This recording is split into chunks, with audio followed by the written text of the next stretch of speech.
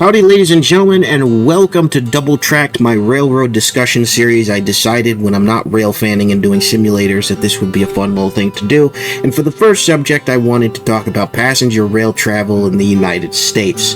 Now, I'm an amateur railroad historian, so I've spent many years reading several books on rail travel, looking at several photographs and old videos, and passenger rail travel in the United States used to be spectacular, but there's a couple caveats as to why, and I think the major caveat is there was nothing else. There was nothing else. The automobile was not major. At the golden age of railroading, the automobile was just kind of coming onto the scene.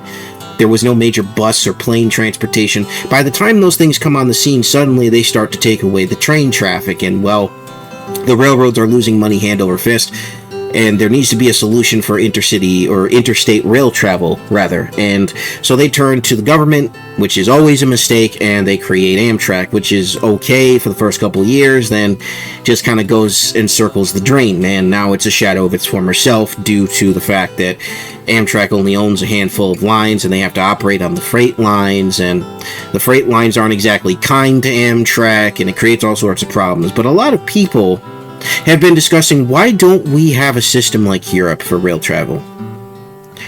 There's a couple of reasons. The first is financially. We can't afford it. Whenever we try to update the systems that we do have, we run out of money.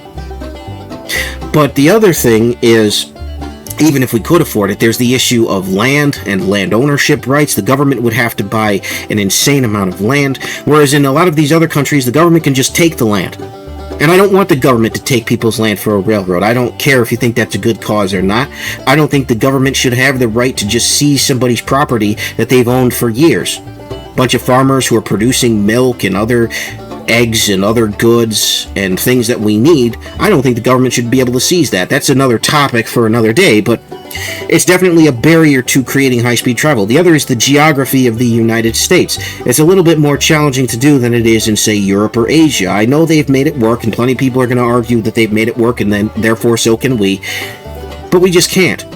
Okay, that's just the reality. That's the sad reality of it. The best we can do is what we're doing right now, is just sort of pockets of mini high-speed lines throughout different cities and states. That's the best we can do, and it's a privatized operation. Notice how private U.S. rail operations tend to be a lot better than Amtrak? It was just something to think about, doesn't it?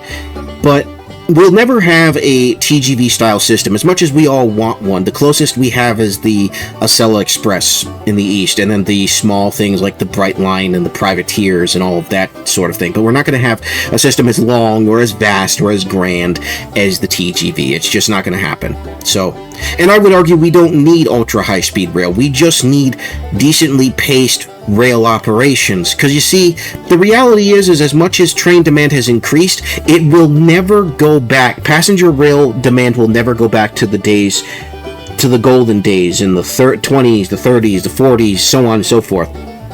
It will never go back to the golden era of train transport, because there's competition, there's cars, there's planes. As much as people complain about these things, they're still convenient and they're still a lot faster.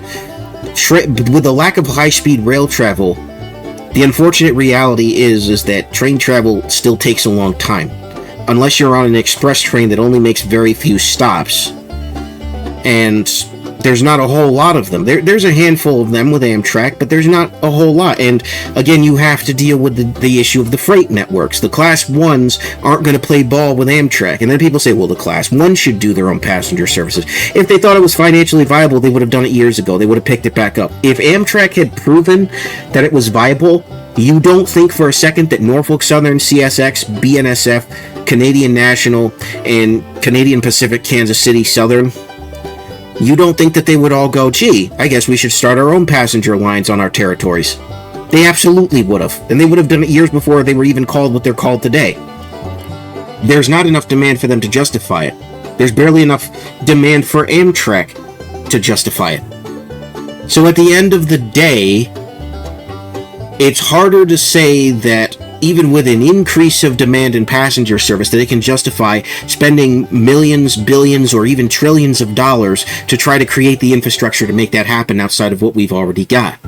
That's just the sad reality, folks, and it pains me as a rail fan to have to say this, but at the same time, I'm not totally depressed about it, because I know not only does Amtrak have a plan to make things work, and best of luck to them, because I don't see how the Class 1s are going to play ball, but I think we're doing just fine.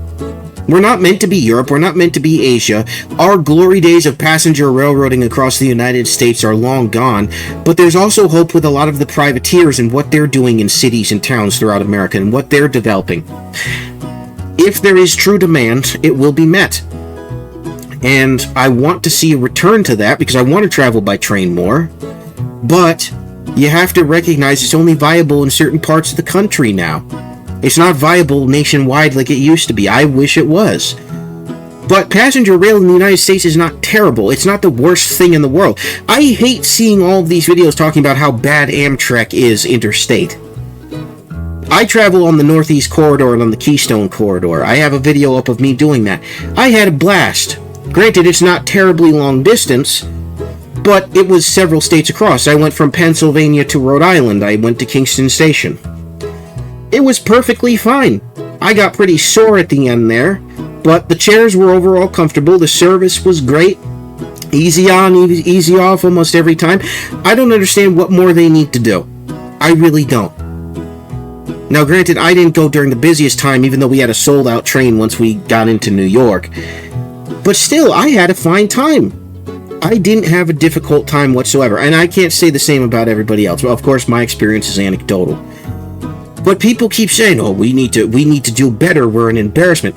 Let Europe have whatever Europe has. It works out fine for them. We're not meant to be Europe. We're not meant to be Asia. We're the United States of America. We've got our own ways of doing things here in the United States when it comes to train travel. And I think we make adjustments where necessary. I'm not here to say whether Amtrak is good, whether Amtrak is evil. I had a great experience the 4 times that I traveled on Amtrak, soon to be many more, as I'm going to be doing more train travel when I return to my home state of Rhode Island. I'm here to just say it works. I think it works fair enough, and I think that they're able to adjust as well as they can for a government organization. And again, I had a really good experience, but that doesn't mean everybody else did. I think, as an overall, the future of passenger rail travel in the U.S. is brighter than people are willing to give it credit for. It's not going to look like what you want it to look like, but I think it's going to turn out pretty good in the end. So let me know what you think in the comments down below. Thank you very much for watching. This has been Orange Cactus Productions. God bless. Have a good one. See you further down the line.